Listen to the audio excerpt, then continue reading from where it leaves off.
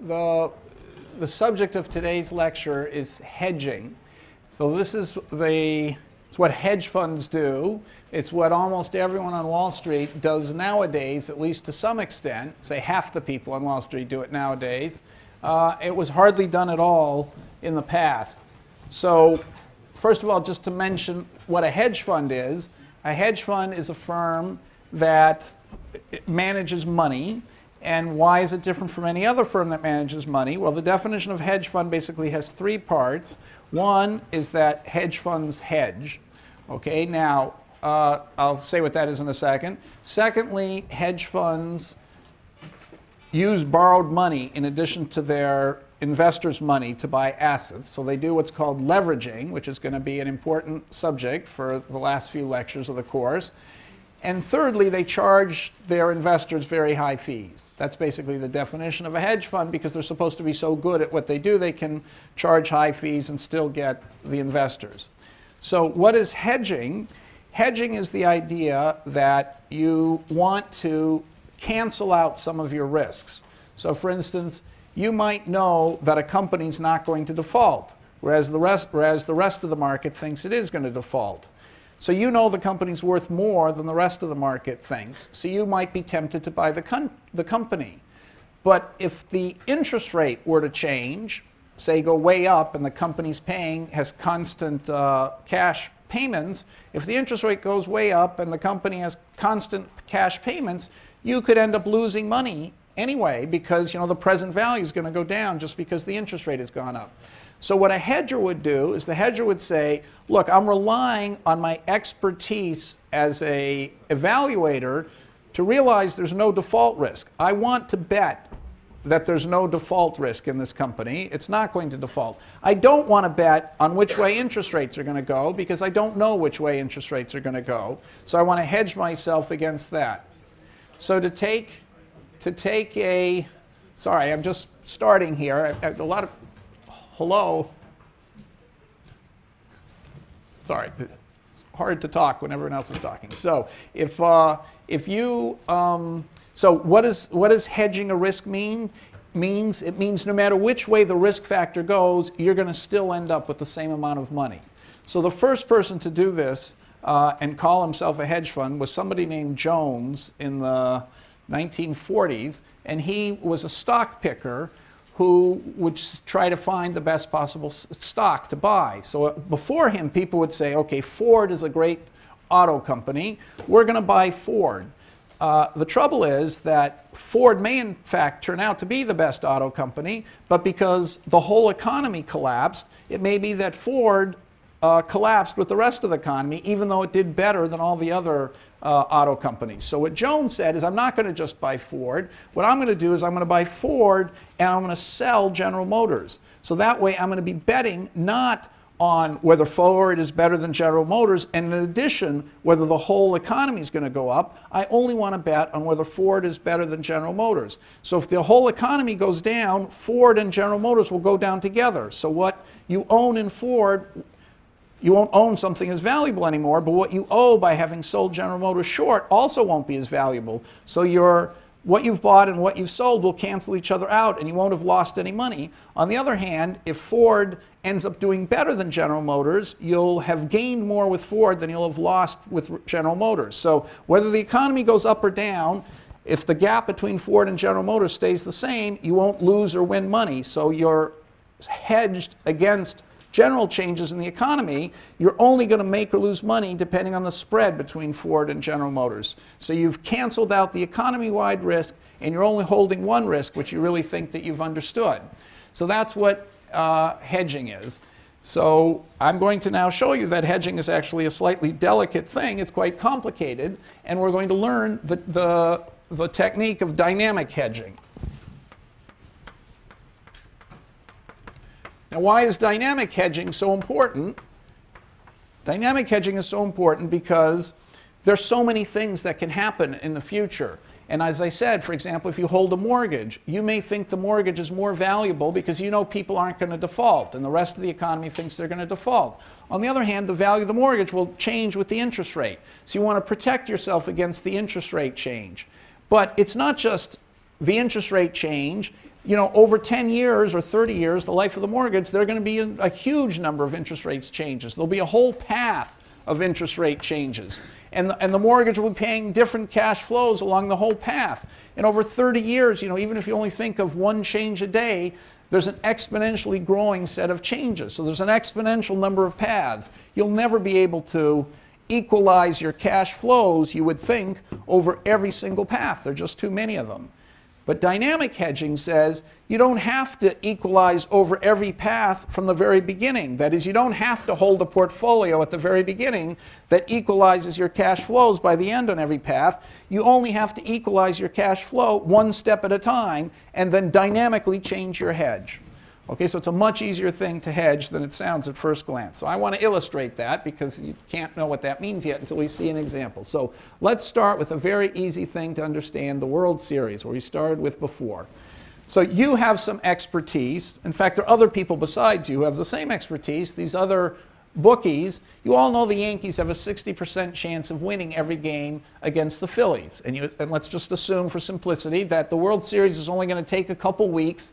The interest rate is 0 over such a short period of time. You don't care whether you get the money now or at the end of 2 weeks. It's just so long as you get it. And secondly, and you can borrow or lend at 0 interest over those short number of days. And secondly, you know that the probability of winning is 60%. Now, suppose that some naive person comes to you and says, I'm a Phillies fan. I want to bet at even odds that the Phillies are going to win for $100. So you're going to now get a payoff that's minus $100 at the end of game 7, assuming I counted right. So this is the start. So this would be game 1 here. So it's 1, 2, 3, 4, 5, 6, 7. Okay, so at the end of game 7, by the end of game 7, if you played it to the end, you would have made $100 if the Yankees won a majority of the games, and you would have lost $100 if the Yankees didn't win a majority of the games. So how much is that worth to you? Well, obviously it's worth a lot more than $20, because if they only played one game and the Yankees had a 60% chance of winning, the expected payoff for the Yankees would be, of that bet for one game, would be $20, right? Because in one game, a 0.6 chance of 100 and a 0.4 chance of minus 100, that gives you an expectation of 20. 60 minus 40 is 20. However, we're playing a 7-game series. The whole point of playing a long series is that the Yankees are more likely to win. That's, the better team's more likely to win. And in fact, we know that by doing this backward induction calculation, we know that the expected winnings for the Yankees is $42. However, the Yankees, you could lose $100. If the Phillies just got lucky, you could lose as well as win $100. You don't want to face that risk. So what could you do? Well, the simplest thing to do is to go to another bookie and say, I want to bet on the World Series with this other bookie. So if the bookie is willing to make a bet with you for for the whole series, okay, so the bookie has to be pretty sophisticated and do the same calculation. The bookie is going to give you, let you bet however you want to at the right odds, okay? So what would you do? So here you can win 100. There are only 2 outcomes. You can win 100 or you can lose 100. Okay, now the odds of winning the game, I forgot to say, the series, we figured this out before. Oh dear, what were the odds? I hope I have another one of these World Series things.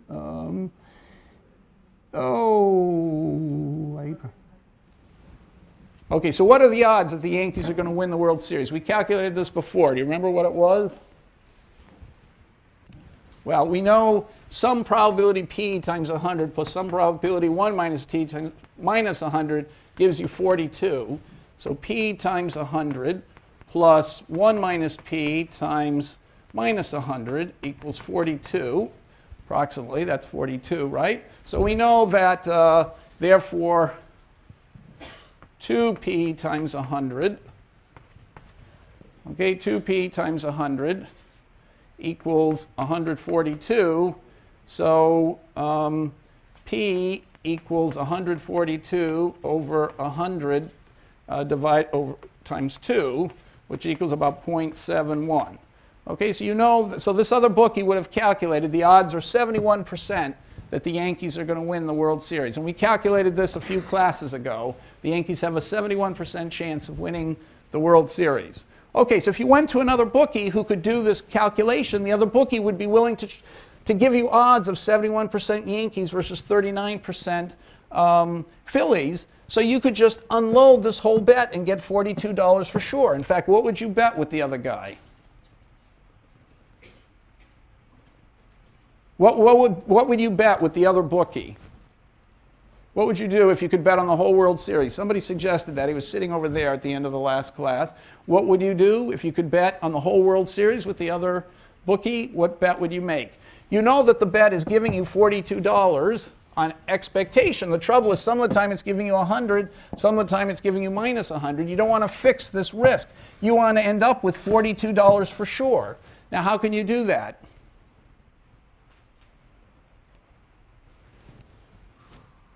Well, if you did minus 68 here, that would equal 42. Okay, and if you did plus 142 here, that would also equal 42. So could you figure out a way of betting with the other bookies 142 versus 68? You win 142 if the Phillies win, and you lose 68 if the Yankees win? That's not 42, by the way.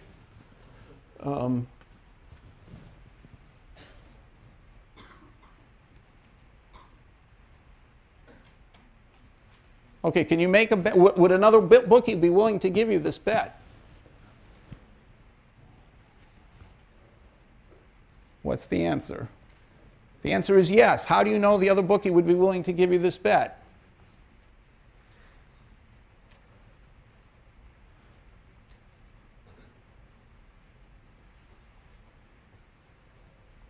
What is P times 50? What is P times 42 plus 1 minus P times 42? It's 42. What's P times 100 plus 1 minus P times minus 100? It's also 42. So therefore, what's P times this plus 1 minus P times that? 0. Okay, so at the odds, P and 1 minus P, this bet is perfectly fair. So the other bookie would say that's the odds, 71% to 39%. That's exactly what these odds are. So if P times this plus 1 minus P times that is 42, and P times this plus 1 minus P times that, that's obviously 42. It must be P times this plus 1 minus P times that is 0. In other words, at the odds, P and 1 minus P, this is a fair bet. So the other bookie ought to be able to, would give you those odds. Okay, so that's what hedging is in its simplest form. We haven't had to do anything dynamic. Some guy's willing to bet on the World Series with you, so you know that he's done something wrong in his calculations. He's got the wrong P. So you want, okay, so you can take advantage of the situation. You know that P is higher than he does. On the other hand, there's still God in the background and luck, you know, which might make the Phillies win. And so you don't want to subject yourself to that risk. So what do? You take the bet, the advantageous bet, but you put together with the advantageous bet a hedging bet where you're betting on the wrong team, the team you think is going to lose. Okay, but you're betting on the wrong team, but this time at fair odds on the wrong team. And so you're transforming your risky payoff, albeit with very favorable odds. You know, P we just said was 0.71. You're taking your risky payoff and turning it into a safe payoff of 42 no matter what. That's the essence of hedging. And in order to do that, you might have to bet the opposite way that you think is going to turn out. Okay, so there's principle number one. So let me pause and see if there are any questions for that, about that. The idea is that there's something you know that you can take advantage of, but life is more complicated than knowing one thing. You know, knowing one thing, namely what P is. Life also involves all kinds of other things that might happen. You want to insulate yourself from those other things and concentrate entirely on what you know about P and 1 minus P, and therefore assure yourself of a bet of 42 no matter what. And you're taking advantage of the fact that other people will also be able to bet at P with you. Okay, and this one outsider doesn't understand that all the bookies are willing to take odds of P. He's offering odds of a half, which are crazy. It's a big gap, 71.29 to P. So you can take 42 of his dollars for sure. Okay, so now let's go to, okay, so this is hedging. It's also an arbitrage. This is hedging created a pure arbitrage, because now that you've, in this case, it's done even better than in my example with Ford, because you've taken now a bet and transformed it where an expectation you're going to win into a bet where you can't possibly lose. Okay, now suppose that these other brokers weren't as clever as you. Suppose that the other okay, so that's hedging. Now we're going to do dynamic hedging. Suppose the other brokers, they're not as smart as you. They don't know how to build these trees. They can't do backward induction. They just know the odds are 60% that the Yankees are going to win any game against the Phillies. Now what would you do? Okay, you can't go to another broker and say, I want to bet on the whole 7-game series. The guy's going to say, it's just too complicated for me. I'm a simple man. I make a simple living. I just do 1-game bets. Tell me, you know, I'll let you bet any game you want. You can, you know, you tell me what you want to bet. We'll bet 1 game at a time, 60-40 odds. The whole series, you know, it's much more complicated for me. So what could you, is there anything you can do now? What can you do now? So now you have to do something more complicated, which is called dynamic hedging. So we started to talk about this last time. So what would you do? You only now have the opportunity of protecting yourself against bad luck by betting 1 game at a time with these other brokers. So what should you do? Well, let's look at this picture here. You know that this bet of plus 100 minus 100 by doing backward induction is worth 42. So if you were a trader, a hedge fund manager, you would be marking your position at 42. You're expecting now, you've just made a trade which you know on average is going to make you $42. Of course, if you had bad luck, you could end up losing $100, you know, which means you're going to go out of business, you're going to be fired, your name's going to be in the newspaper, you're going to be probably sued by your investors, okay? Or you can, we haven't been sued by any investors, or you can, you know, you might make $100. Now, you don't want to face that. You want to hedge yourself, protect yourself, so you're going to make the money for sure. Now, some people don't hedge. They say, you know, when you hedge, you're betting against yourself, and, you know, something bad can happen. The hedge might go negative, right? I mean, it may be that the Yankees win just as you think, but because of you've hedged, you're not going to get $100. You're only going to get $42. So the essence of hedging is you give something up on the upside to get something on the downside. So people don't like hedging because they're giving something up. Okay, so you're giving something up. The point is you're getting something back on the downside and you're making it so you're locking in your profit.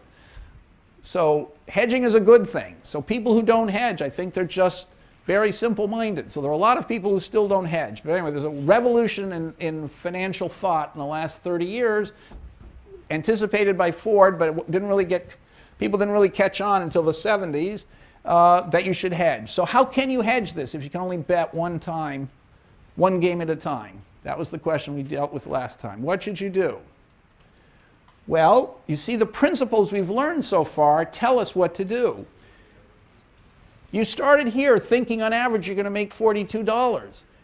You should be marking your position, you know, correctly, that it's worth $42. Now, if you win the first game, you know, you're at a big advantage. The Yankees are up a game. And by backward induction, we know that then your position will be worth $64. Okay, if you lose, your position will be worth $8. Now, what is 60% of 64 and plus 40% of 9? It's 42. 60% of 64 is 38.4. Okay, so you're at 42, and you could go with 60% probability to 60, well, I can't even remember the number, 64, or down to 0.9, 40%. Sorry, I'm getting senile, 9 with 40% probability. So 60% times that is 38.4 plus 40% of 9 is 3.6, and the two add up to 42. Okay, so that's why so to say that the value is worth 42, how did you get the 42? We were doing backward induction. We took 60% of that plus 40% of that, and we got 42. So if you're marking yourself to market after the first game of the series, you'll have to say to the world, admit to the world that you're either now worth $64 or you've gotten crushed and you're down to $8. That already might get you fired. You know, going from 42 to 8, that's a pretty drastic loss. So even the first day, you'd be, if you have to mark to market, you're going to be revealing to the world that you've screwed up, and now your position's only 8. You've told all your investors, you've done this brilliant thing, they're up $42. The next day, you're going to have to tell them, well, I'm sorry, you're only up $8. They're going to be very upset. So what would you do?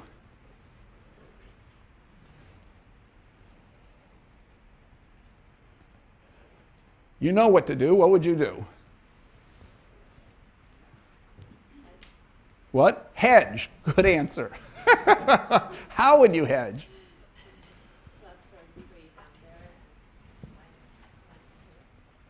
Right. So you go. So you make. So what did you say? You go. Plus 33. So here, this is minus 9. No, this is 9. Right. So you go plus 33 minus 22. Okay, so that's equal to 42, and that's also equal to 42.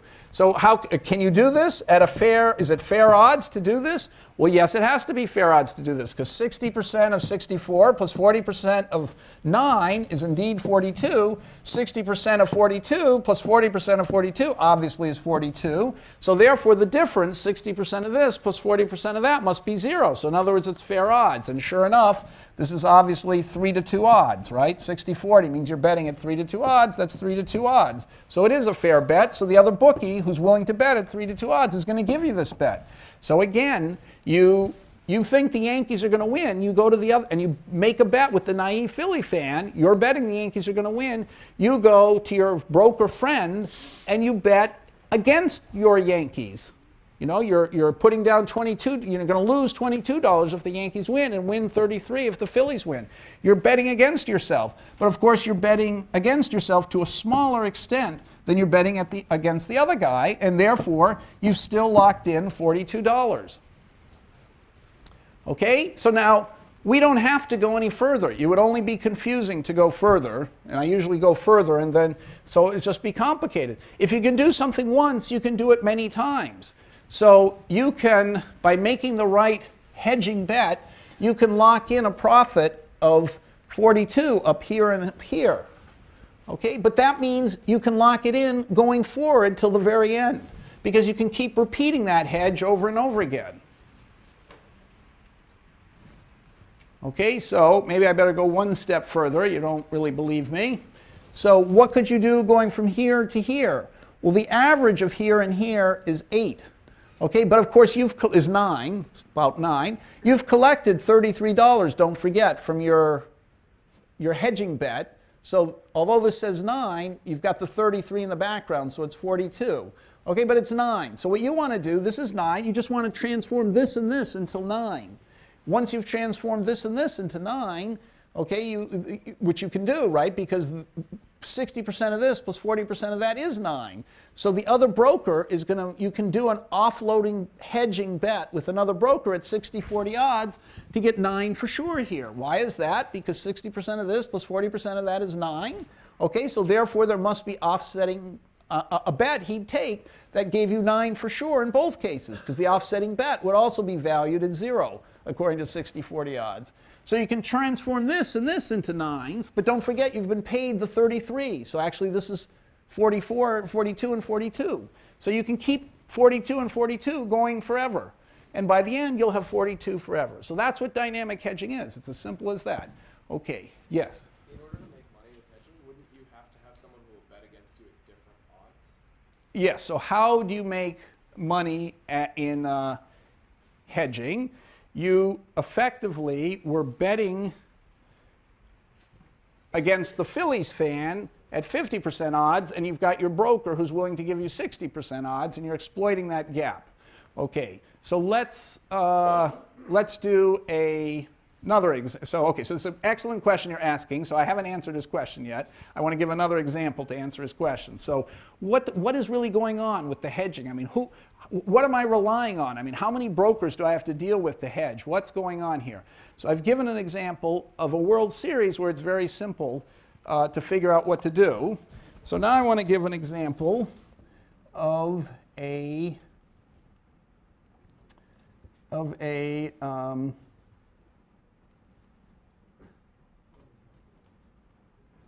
I want to give an example of a bond. Okay, so it doesn't matter what bond. I have to confess I haven't done this in advance. Okay, so what is the... Okay, so here we have a we have a 30-year bond, 8% 30-year bond. Okay, and it's an 8% 30-year bond.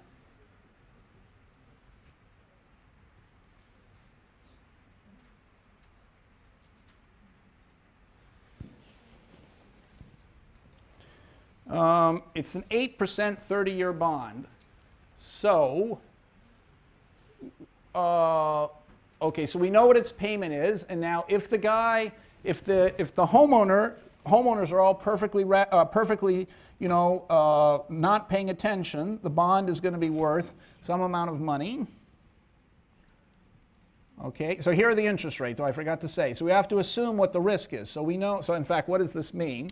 We know that the risk is. We know that the risk is 6. The interest rate starts at 6% and it has a 20% volatility.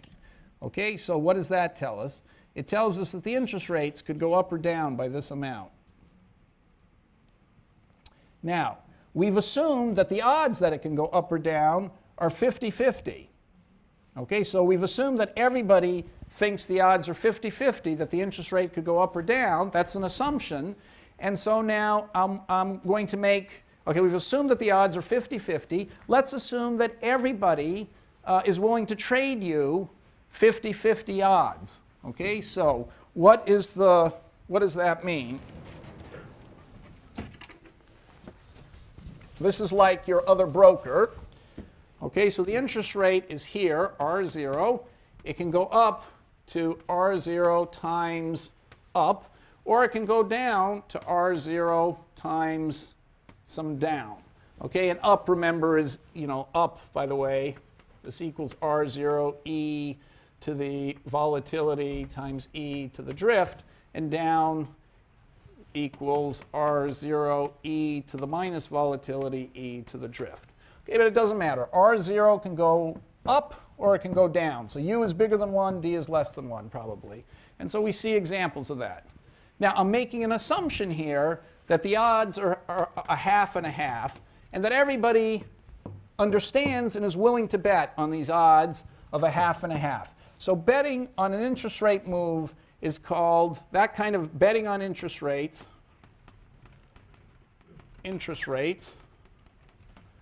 means trading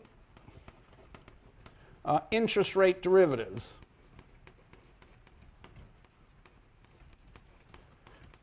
All right, so there are a bunch of ways that you can trade in the interest rate market to get $1 if the interest rate goes up to this number in exchange for losing $1 if it goes down to this number.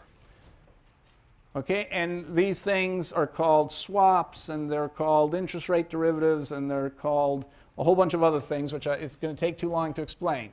Okay, but so let's suppose that you can go out into the interest rate derivative market and simply trade a security that'll pay $1 if things go up, or you can buy another security that'll pay $1 if things go down.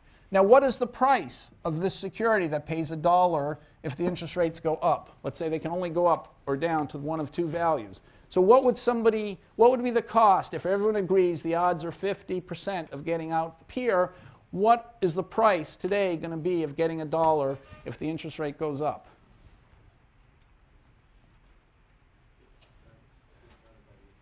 Excellent. Who said that? Perfect. Okay, I didn't expect anyone to say that so fast, so right. So the price here we could write is 0.5 divided by 1 plus R0. And this price is going to be, going down, is going to be 0.5 divided by 1 plus R0. Okay, now how did he figure that out? Well, the odds are 50% of going up here and 50% of going down here. But don't forget, you're getting the money later. And this is a one-period interest rate, 1 plus R0. So therefore, what you'd be willing to pay here is 50% of the dollar that you'll get discounted by 1 plus R0. What you'd paid here for that is 50% of the dollar you'd be paid discounted by 1 plus R0. Okay, so exactly right. But now these are like the World Series game-by-game odds. They're going to change depending on where you are in the tree, because if you go here in the tree, you've got a higher interest rate. So it's going to be 0.5 divided by 1 plus RU or something, which is a bigger number. Okay, so the price of betting on a dollar, you know, what you have to pay to get a dollar if interest rates go up is going to be more here than it is here, say, because you're going to still have 50% chance of getting here, but you're discounting by a higher interest rate. So, okay, so this is slightly subtler, but not much. It's like the broker in the World Series who, game by game, day by day, there's the interest rate derivative market, and they're willing to trade you. They're willing to let you bet on which way the interest rates are going to go. Okay, so what have we got now? We've got this mortgage that's sitting there. Okay, so let's say that you know that the mortgage is owned by a very rational guy. You know the mortgage is owned by a very, you know, the homeowner, he's not the owner of the mortgage. The homeowners are very rational people. The market is very foolish. This is an exaggeration. The market might think, oh, the homeowner, you know, he's got this, the homeowner never does anything, the market thinks, so they think the bond is worth 120. But you're much, you've studied prepayments much more than the market does. You realize that the homeowners aren't going to just sit there, you know, dumbly paying whatever they owe. If the interest rates go down, they're going to prepay. So in fact, the mortgage is only worth 98. Okay, so the market thinks it's worth 100. The market thinks it's worth 100. The market understands the interest rate probabilities and is willing to give interest rate risk. They agree with you about that. You don't know anything more about interest rates than the market does. What you do know is you know something about the prepayments that the market doesn't know. And so you know the bond is really worth 98 instead of 120. Okay, so what should you do? Now, let's suppose that the market is actually treating. So what the market thinks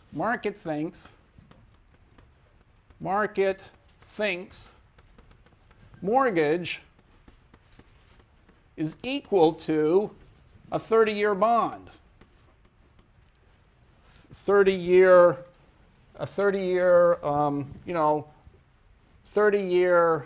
well, okay, it's not actually a bond, okay, because it doesn't have a principal at the end. So the market, so I'm going to have to do a different sheet here to get it together. The market thinks mortgage never prepays. Now, let's suppose that what you can trade in the market is you can trade these interest rate derivatives. So what should you do? So what should you do now? You can trade the mortgage, you can buy it, you can sell it short, you can buy or sell these interest rate derivatives. What would you do? Let's say you can only buy or sell one unit of the mortgage. There's only one mortgage that, you know, is trading, and you want to, since you know there's a mistake being made, you're going to use all of it. So what would you do? Do you think the mortgage is overvalued or undervalued? It's overvalued. So therefore, what should you do? Sell all you're allowed to sell. I've assumed, you know, a little artificially, all you can do is sell one unit of the mortgage short. So you're going to sell it for $120.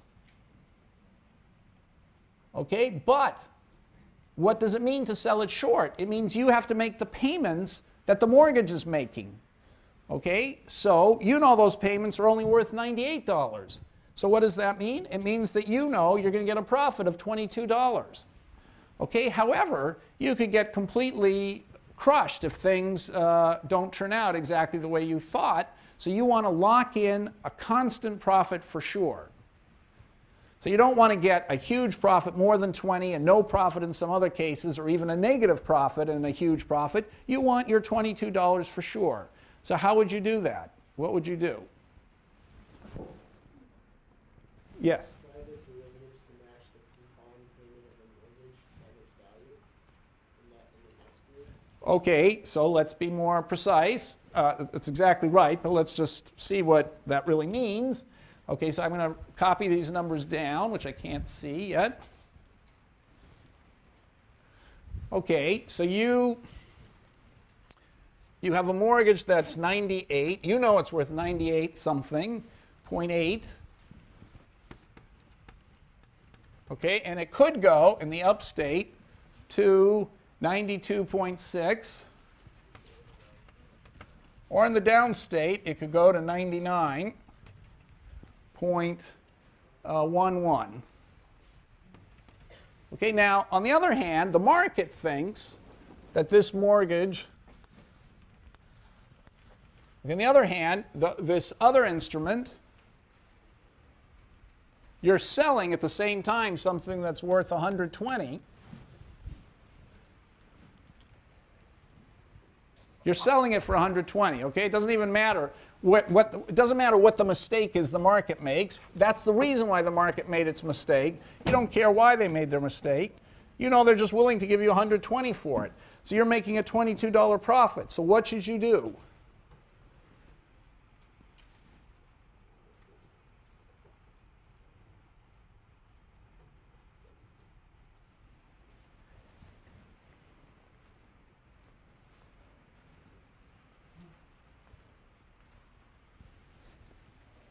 If you were marking yourself to market, what would you do? What would you mark yourself to market here? Well, you've gotten $122, so you've marked yourself to market here. You'd say you're $21.16 up. Here, you'd have to say, well, you know, you're not up so much money anymore because you've just lost some of the value of your mortgage. You've lost, $6. So you'd have to say you're only up $15 now. And here you'd have to say, well, you made a little bit of money, so you're up, $22 now. Okay, but you want to lock in this profit, 21.16 for sure. So what should you do? If you're marking yourself to market, you want to turn this money into, you want to turn this into 21.16, but more than 21.16. You want to turn this into 21.16 times 1 plus R0. And you want to turn this into 21.16 times 1 plus R0. Okay, because then, having locked in 21.16 times 1 plus R0, that's no risk, and it's got the same present value as this. And so every period, you want to keep locking your money into 21.16. That's the gap between that and up there. Maybe 16 wasn't the right number. By the way, what was this price up here that they were willing to pay? They were willing to pay 120.58. So that's a little bit more. That's 21.7 or something. So it's 21.7. That was the gap. So it's 120.58. And so the gap here is 21.7. So, okay, so you want to turn this into 21.7 and this into 21.7. Okay, so 21.7 here, you want to ensure that that's where you're marking yourself to position. You want to know by the end of the next year, you could turn this into 21.7, discount it up, okay, and then keep it discounting till all the very end. So whether you take your money now or you take your money later, it's always a sure thing with exactly the same present value. Okay, so how would you turn 21.7 knowing that you're going to run this risk if you're marking yourself to market? How would you do that? Well, you know the value of this plus this at this interest rate in the mortgage derivative market, it's worth 98.84. Okay, so you can always transform this into exactly 91.84. By doing a fair bet, you can get this to go up to 91.84 and this to go down to 91. Oh, there's also a payment here. Don't forget the payment. So sorry, we've forgotten the payment. So this is, the mortgage is much subtler because you've actually gotten $8 here, plus 8, and this is plus 8. Okay, so we forgot about this. The present, so you got an $8 coupon plus what was left was 92.6, and this is 99.1 plus 8. So actually the total value here is 100.6, and the total value here is 107.11. Okay, and you discount this by this, 6% interest, and you get 98.84. Okay, so I left out a crucial step. So remember, the cash flows here are the coupon plus the value of the mortgage that's left. So the value of the mortgage that's left is 92.65, okay, plus the $8 coupon. So over here, you're going to have a value of 100.6. Down here, you're going to have a value of 107.11. Okay, so how can you want that to equal, locked in forever, you want that to, so you know that you've just sold this mortgage for 100, what do you call it? 120. So you've got $21.7 sitting here. Okay, so now what can you do with this $21.7? You can cancel your cash flows, so what you owe on the mortgage is always exactly the same thing, 98.84. So you want to make this 98.84, so you have to subtract off something from here, 100.6. You have to subtract, so you want this to be equal to, so let's do it this way. Okay, let's make this 98 point, this is a simpler way of saying it, I think 98.84. Okay, so let's turn this thing and this thing. The present value of this and this is 98.84. Therefore, you know there must be some fair trade in the derivatives market that turns this thing and this thing into 98.04 times 1 plus R0, and this into the same thing, 98.84 times 1 plus R0. How do you know you can do that? Because the present value of 98.84 times 1 plus R0 and 98.84 times 1 plus R0, a half of that plus a half of that, divided by 1 plus R0 is 98.84. So therefore, the present value of this thing has to be the same as the present value of that thing. And therefore, there must be some trade in the derivatives market you can make where you sell some of these interest rate derivatives and you buy some of these interest rate derivatives that guarantees you 98.84 in both cases. So that means the present value of what you have to deliver in cash, the value of what you'd have to deliver in cash is 98.84. Okay, still $21.7 in present value terms less than what you've received. Okay, so what have you done with this $120? You've invested that at the same interest rate, and so now you've got a profit. You owe 98.84 jacked up by the interest rate, but the 120 you've invested, you've got that 120 plus the interest rates. You've always got more that you're carrying on than the present value of what you owe. And you keep going to the end of the tree. When it ends, you're going to still owe 98.84, increased by the interest rate a bunch of times, but then the value of the money you have is going to be 120, increased by the same interest rate, and so you're going to end up with money for sure, which will have so then you can just reverse it all and get the money 21.7 locked in for sure at the beginning and owe nothing later in the tree. Okay, so to say it all one more time, okay, you have to think of yourself as marking to market. And if you're marking to market correctly, you know what you owe is only worth $98 and what you've sold it for is $120. That's a profit of 21.7. But you want to make sure you can maintain the same profit forever. Okay? Or to put it another way, if you've bought this bond and got those, you want to make sure you can lock in your profit forever. Okay, so how would you do this? Well, there are different ways of doing it. I was saying, suppose so let's say you want this $21.7 for sure at the beginning, and you don't want to ever have to make any payments on, in the end, you want everything to cancel out. What would you do? How would you do this? Well, this number tells you you owe in present value terms $98.84. Okay, so you've gotten $120. So with this, you could take the $120, put 21.7 in your pocket, and now with this $98, you can buy these cash flows. What can you buy? You can invest money so that you can buy the right interest rate derivatives so you're able to make all the payments of the future bonds.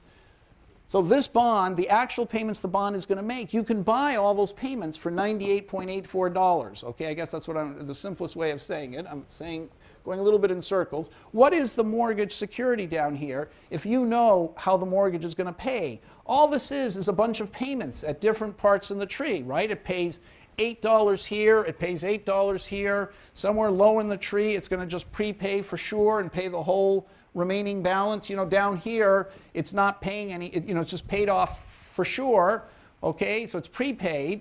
So what is the, sorry, it's prepaid at the top. It's just going to, at the bottom, it's prepaid. So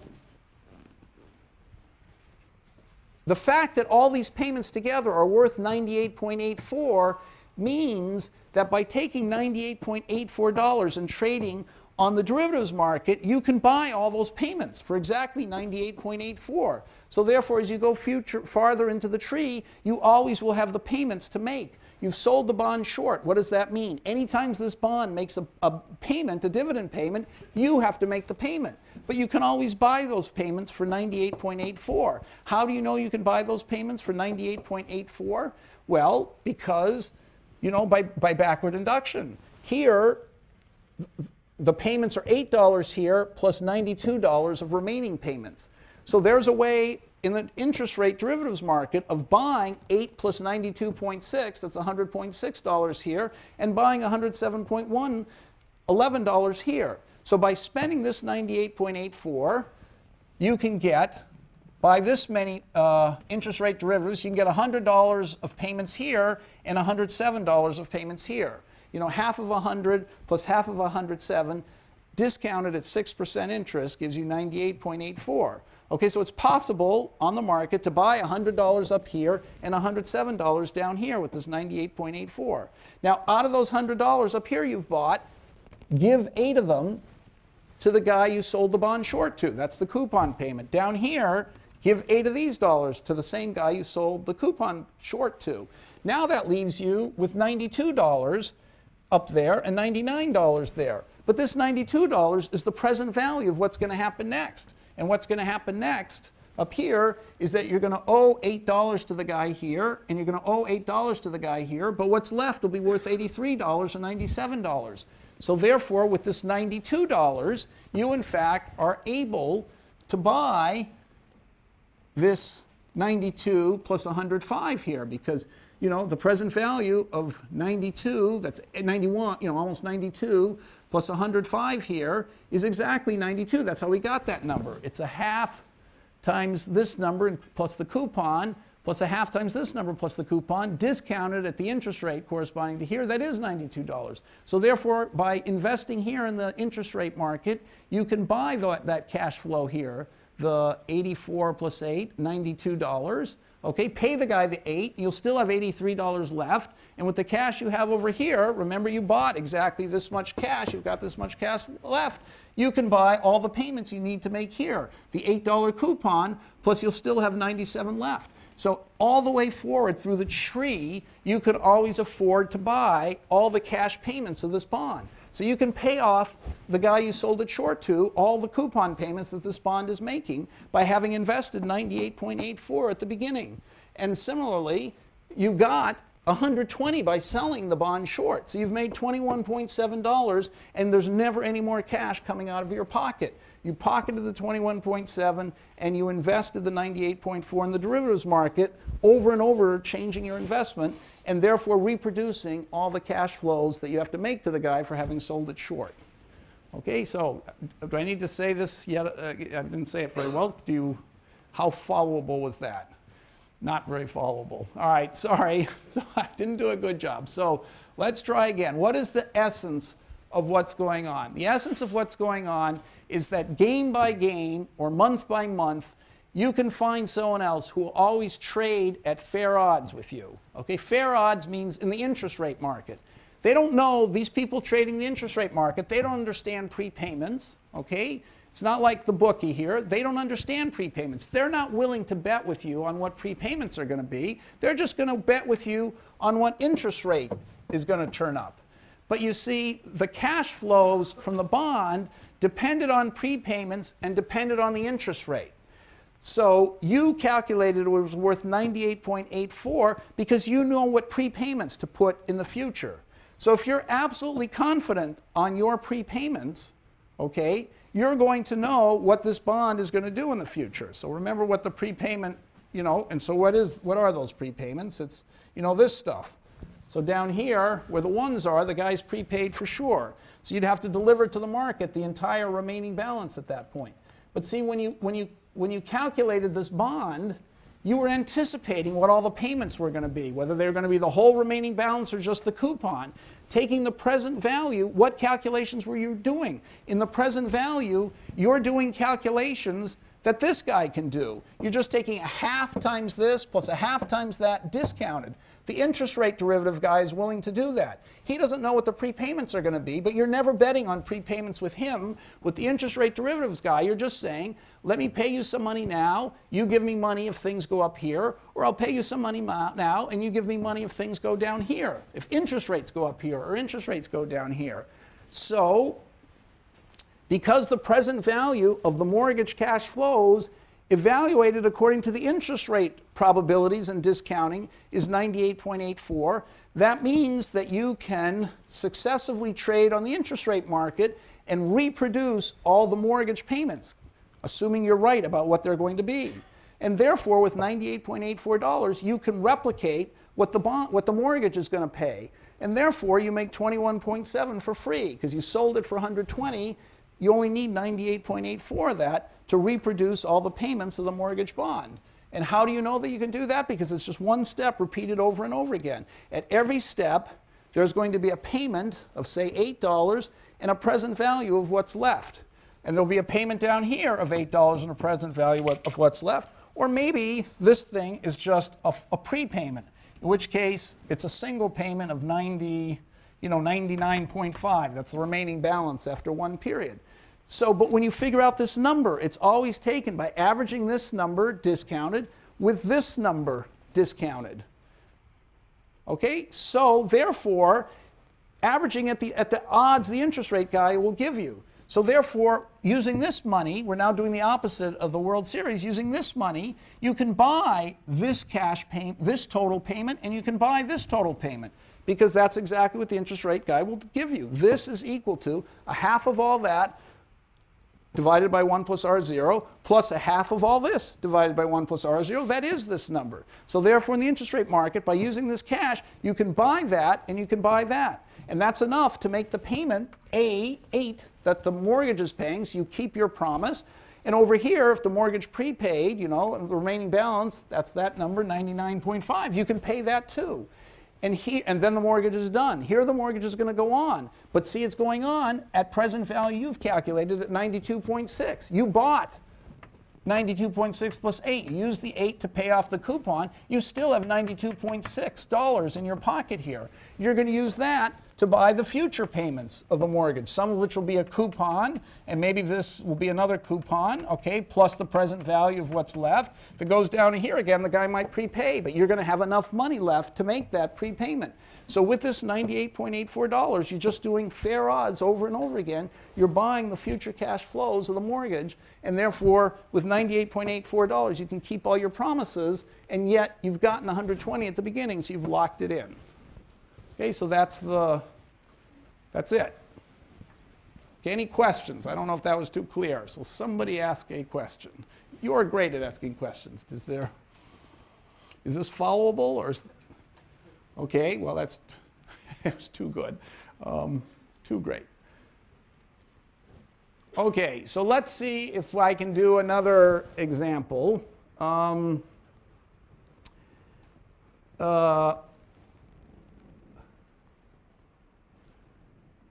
Okay, let's suppose that we've got this bond. Let's say you can't trade in the interest rate derivatives market directly, but you can trade in the bond market. So let's get more realistic now. let's suppose that there's a bond market. Now here we had interest rates of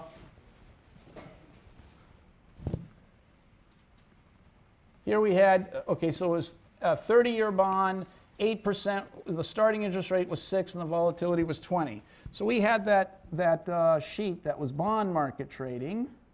So let's just go to that. File, where's open? Okay, so callable bond. Okay, so here we are in the bond market. So let's say there's a 9% coupon bond, doesn't matter what it is. We start at the interest rate at 0.06, was that where we were starting? And the volatility was 20. Okay, so here we have the same exact, got exactly the same interest rate process as before. So those are the interest rates, just as we had before. Okay, and now let's talk about a bond. So it's a non-callable bond. I forgot already now what I said. How long was this bond? It was a 30-year bond. Didn't have to be 30 years, but anyway, it was a 30-year 9% bond. And its value was 140.93. So the bond is worth 140.93. If interest rates go up, same interest rate process, it can go to 121.4 or to 159.4. Okay. So now, let's suppose you can't trade in the interest rate market anymore.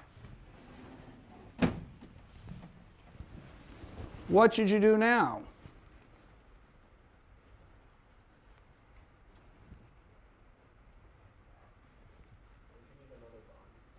Well, you've got the interest rate. You've got the 1-month bond that you can trade at an interest rate of 6%, and you've got this bond market.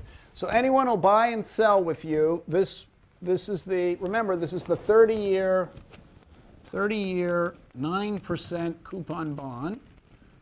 They're all willing to buy and sell this with you. And you've got this mortgage that everybody else thinks is the price is worth 120, but you're sure it's worth 98.84 because you know the prepayments, the homeowners are smart and they're going to prepay. And no one else realizes they're going to do it. So what should you do now? You can't trade interest rate derivatives anymore. All you can do is trade in the bond market. So do you have any idea what you could do? What would you do? So this is even slightly more realistic example. You've got a mortgage that you know is overvalued. You've got a bond that you can trade. And of course, you can trade a very short bond, the one-year bond, which is trading at 6% interest. You can trade a 1-year treasury, and here's the 30-year 9% treasury, okay, which happens to be worth 140. So what should you do? Well, you know that you could sell this mortgage short, get $120 for it, and you think the value of the payments is only 98. So you'd love to do this. The trouble is, the future values depend on a lot of uncertainty. Okay, so it may be that you'd have to, the payments you might have to make are more than 98. They could go, so what are you going to do? How would you lock in your profit for sure? Can anybody figure out what to do just intuitively? It seems like pretty complicated to figure out what to do. So you sell this bond for 120, you put the $21.7 in your pocket, you have $98.4 now that you have to spend to somehow acquire payments that are going to just allow you to make the bond payments you sold short, the mortgage payments you sold short at every node. So you never have to give up any more money. So what should you do? You want to acquire some assets with this $98.84 that'll put you in a position where you have $100.6 up here and $100.71 down there. So how can you do that? Well, you have a combination of the short. You have this 30-year bond you could invest in, If you spent $98 on the 30-year bond, you know, that's 70% of that. So that would give you 84 up here and 105 down there. Okay, so it wouldn't match what you really need. On the other hand, you could also put your $98 in the 1-year bond, which would give you 98.84 times, you know, 1.06 and 98.04 times 1.06. So you've got this choice, or you can put, you know, you could put $100 here and get $106 there. Right? That's what the 1-year, the interest rate we said was 6%. So that means there's a 1-year bond that pays 106 in these two cases. There's the 30-year bond where $140 could be worth this in the two cases. So let's say you can't go trade on the derivatives market. It doesn't exist. But, or at least you don't know how to trade on it. But what you do know how to trade is on the bond market and the, you know, the long bond market and the short bond market. So let's call this the long bond market and the short bond market.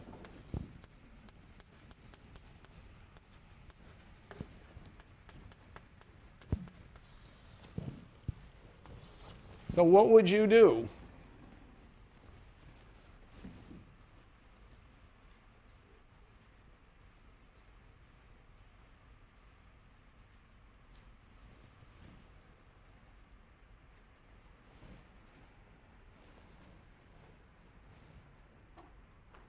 Any thoughts here? So let me repeat the problem. You find, like you typically do when you're a trader, you know something other guys don't do. That's what you're making your whole livelihood on. You understand that prepayments are going to be very fast. They're going to, you know, the people know how to prepay. The rest of the market, it hasn't occurred to them yet that people can prepay. They're grossly overpaying for the mortgage, paying $120. So you go and sell the mortgage short. Now that means you have to deliver whatever anyone else, what the mortgage is paying. You have to deliver it to other people. Okay, so that's a lot to take on. But I say that you can sell this bond for $120, put $21.7 in your pocket, take the remaining $98.84, and now buy the cash flows that you're going to have to deliver in the future. How do you know you can buy all the cash flows? There are 30 years of cash flows. There are coupon payments, there are prepayments, there are all kinds of complicated payments of the cash flows. How with this $98.84 are you going to be able to buy them all exactly? All you can do is buy the long bond and buy the short bond, or maybe sell the long bond short or sell the short bond short. So how, by trading these two securities, over and over again, can you replicate the cash flows of the mortgage? That way you will have hedged out your risk, and you'll have the 21.7 locked in without ever having to worry about anything in the future, provided your prepayment calculations are correct. You know, if you're wrong about prepayments, then you're going to be in big trouble. So you're betting on knowing what the prepayments are. So what should you do? Well, here, this thing is going to, you know, the cash flows at this point are going to be worth 100.6. 8 that you have to deliver, 92.6 for the present value of the future cash flows. Here they're worth, let's just do the real thing, never mind that stuff. Here they're worth 107.11. Okay, now you know that a half times 1 over 1 plus r is 0 of 106 plus a half over 1 plus 0.06 times 107 is 98.84. So the average of these discounted is that number. Okay, so, and you know that the average of these numbers, so this is the non-callable bond, so it's not these numbers, it's this number plus 9, and this number plus 9, it's paid a coupon. So the average of these numbers discounted by 6% is that.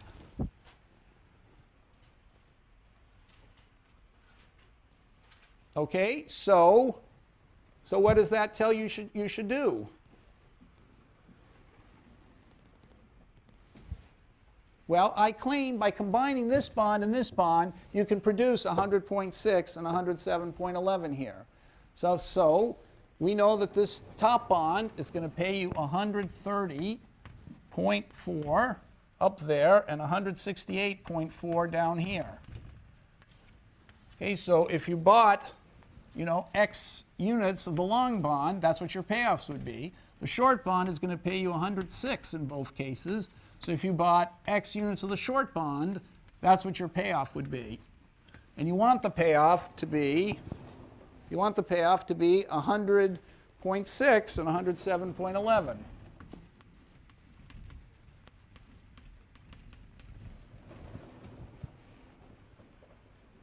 Okay, so there must be an XL and an XS that equals that. How do you know there has to be? Because it's two equations and two unknowns, and these are independent equations.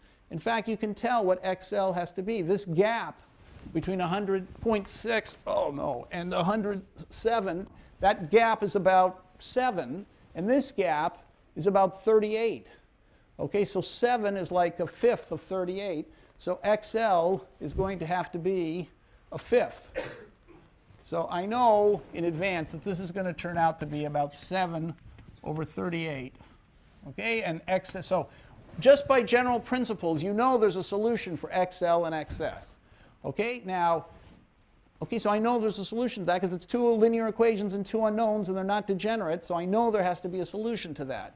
Okay, and I also can tell you what XL has to be because the gap, that's the difference between the top number and the bottom number, is 7. That gap over there is 38.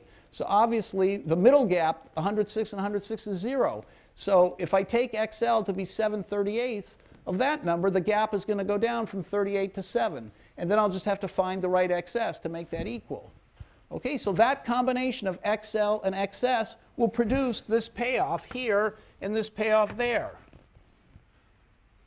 Okay, so I know what combination of the long bond and the short bond to hold, so I produce exactly these things. So I'm going to get a cash flow of 100.6 and 107.11, and I'll be able to use that to make the coupon payment of 8 in both cases, and on top of that have enough money to continue buying future cash flows. Okay, now what will the cost of this XL and X short be? It'll be XL. I'll have to pay $100 for the short bond if I do XX, X short, and I'll have to take 7/38 of 140. That's how much it'll cost me to buy the long bond. So the right combination of short bond and long bond will give me the right payoffs. And now, and it's clear that there is an XS here, okay, and an XL here, such that I get the payoffs I want of 100 and 107. But the last thing to notice is the cost of this XL and this XS, okay, which is going to be 140 times XL plus 100 times XS. That cost will be exactly 98.84. Okay, how do I know that? And therefore, I'll just be able to do it. Okay, so I'll ask you that question in a second. So here's what this hedging amounts to. The hedging amounts to, again, you know because of your superior knowledge of prepayments that the mortgage cash flows, not the mortgage itself, the cash flows that are going to come from the mortgage are only worth 98.8. Someone's handing you $120 in exchange for making those mortgage cash flows. Okay, so what do you do for that? You take the $98.84 out of the 120. You take 21.7, that goes into your pocket. The 98.84 you have to use to buy the future cash flows. Well, you know the first cash flows are going to be $8, but you're going to need more money to buy the cash flows that come after. How much more money do you need? 92.6 here, 99.1 there. Okay, so how can you put yourself in a position to have $100.6 here and $107.11 here? Can you use this amount of money to buy this value at the next step? Well, we saw in the derivatives market, yes, you can. But even if you can't trade in the derivatives market, you don't need to if you could trade a short bond and a long bond. You would just find how much of the long bond do I hold and how much of the short bond do I hold so I can get these cash flows of 100.6 and 107.11. And the answer is you have to solve that equation up there. What XL and what XS gives you that number? Okay, and that is you know that there's some XL and some XS that will solve that because it's two equations and two unknowns. I'm repeating myself. You even know what XL is without writing down the equations because the gap has to be, one thing there's no risk and the other thing there's a big risk. So the only risk in the payoff has to come from the long bond. So that gap of 38, if you take 7/38 of that, you're going to get the gap to go down to 7. So the XL is going to turn out to be 7/38. XS you have to solve by algebra. So you know how much that XL is and what the XS is. Okay, so that's what you hold. That combination of XL and XS, you hold here and you get exactly the payoffs. And then the final step is to notice that you can exactly afford it with $98.84. How do you know that you can afford it?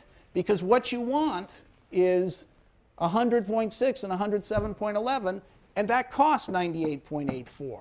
Okay, what you're buying two things together which are whose payoffs together are worth 98.84. So therefore the cost of the two things separately have to be worth 98.84. Okay, so it will turn out when you solve for XL and XS, you'll exactly be able to afford it with this amount of cash.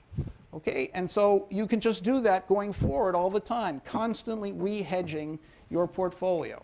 So that's the essence of dynamic hedging. It's a very beautiful idea, which I probably haven't explained in the optimal way, but the point is that, to summarize the whole thing again, the point is that you know something about a bond, but you're subject to more risk besides what you know. You hedge out the extra risk, still relying on yourself to be right about what you know. You relied on your being right about the prepayments. You don't know anything about the future interest rates.